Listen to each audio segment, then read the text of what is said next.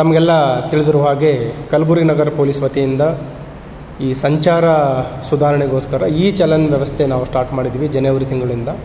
ಇಲ್ಲಿವರೆಗೆ 18,900 ಪ್ರಕರಣಗಳು ದಾಖಲಾಗಿದ್ದಾವೆ.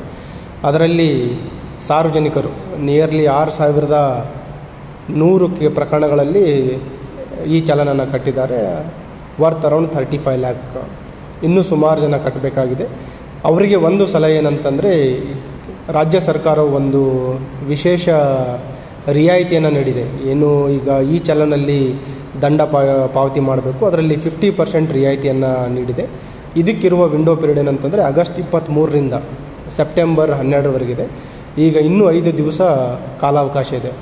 ಎಲ್ಲ ಸಾರ್ವಜನಿಕರಿಗೆ ಅವರಿಗೆಲ್ಲ ಮೆಸೇಜ್ ಹೋಗಿದೆ ಮತ್ತು ಈ ಚಲನ್ ಜನ್ರೇಟ್ ಆಗಿರುವಂಥದ್ದು ಅವರಿಗೆಲ್ಲ ಮಾಹಿತಿ ಇದೆ. ನಿಯರ್ಲಿ ಇನ್ನೂ 12,000ರಷ್ಟು ಜನ ಈ ಫೈನ್ ಕಟ್ಟುವಂಥದ್ದು ಬಾಕಿ ಇದೆ.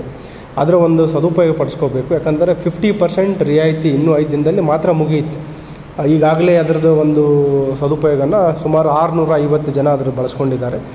2 ಲಕ್ಷದಷ್ಟು ದಂಡವನ್ನು ಪಾವತಿ ಮಾಡಿದ್ದಾರೆ.